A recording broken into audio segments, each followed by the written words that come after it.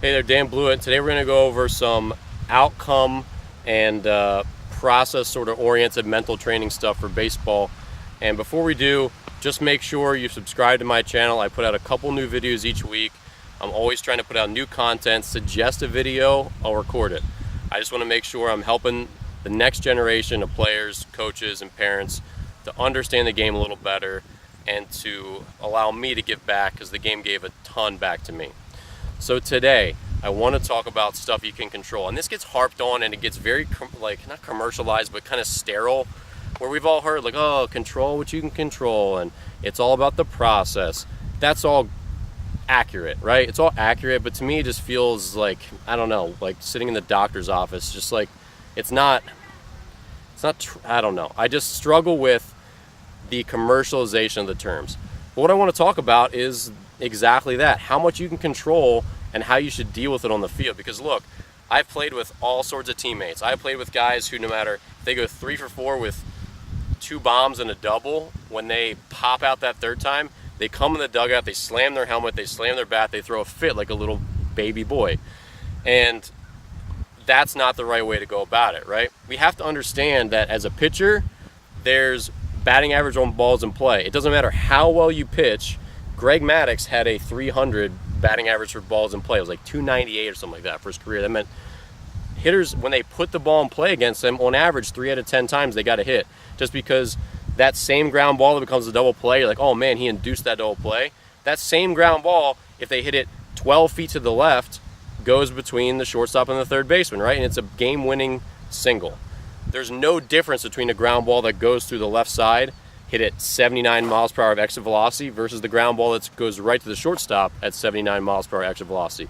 They're the same ground ball, and pitchers cannot control where the batter hits it on the field. So pitchers, if you're throwing a fit over the blooper that fell in, or the ground ball that made it through, acting like you failed, you need to grow up. You need to figure it out. Understand, like, look, how many times have you as a hitter, we all hit growing up, right? How many times as a hitter have you hit an absolute missile right at somebody and you're out?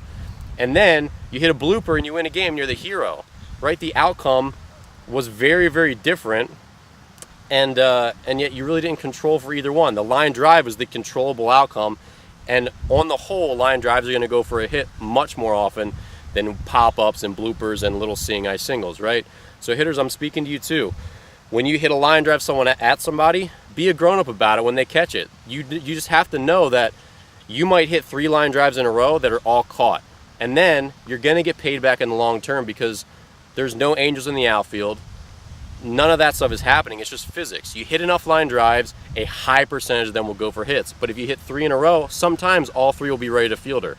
And sometimes you'll hit 3 bloopers in a row, and all 3 will find a hole, and you'll be on base 3 times. It always evens out in the end. And when you hit the ball harder, we know for a fact, if you look at StatCast and all the advanced stats, when you hit the ball harder, you get more hits, because fielders have less reaction time, right? And pitchers, when you give up harder hit balls, you give up more hits. When you give up weaker hit balls, you give up less hits, because your fielders have more time to converge on it and get through. So we have to understand the things that you can control as hitters and pitchers. How good your approach is. As a hitter, are you swinging at good pitches? Like, do you know what you can hit? Do you have an approach when you go to the plate? Do you know that you can't drive? I personally can't drive a pitch on the outer third. So if you're swinging at that pitch, you deserve to be out.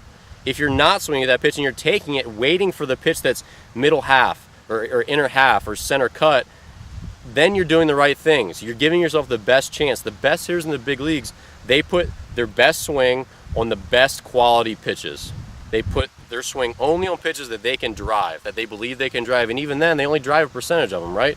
They still pop out and ground out.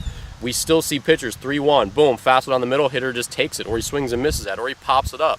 It happens all the time.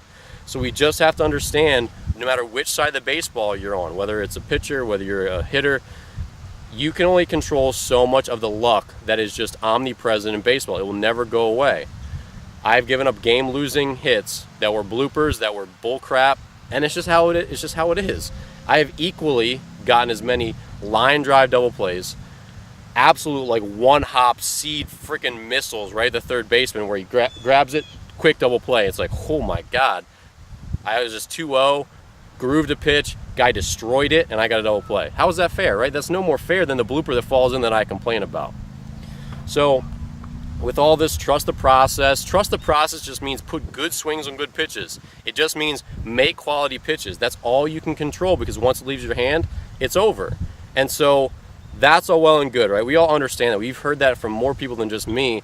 But the big thing is being a man about it. Stop being a little baby about it. Stop throwing your bat. Stop throwing your helmet. Stop throwing a fit. It's fine to be a competitor. I know I've hit line drives when there's like a big situation when I was a kid, when I was still hitting, where I was just like, like mad because I just didn't come through, right? But I know I hit the ball hard and that was all I could control. So I'm not mad at just, I don't know, the world. I'm mad that the competitor of me, that's just like my way of venting a little bit. However, we have to vent like professionals. We have to vent like grown-ups. I was never a guy to like throw hissy fits in the dugout, because I knew I did my best, and I knew that even when my best wasn't good enough, it was going to be better next time, and I was going to do everything I could to prevent it from being the same or worse next time. So once you've turned in your best performance, if it was a good performance, if it was a bad performance, it doesn't matter. Just remember, there's luck involved in baseball, a significant amount of it. It's a team game, and you cannot control where the ball leaves, or where the ball goes after it leaves your bat as a hitter or after it leaves your hand as a pitcher, right?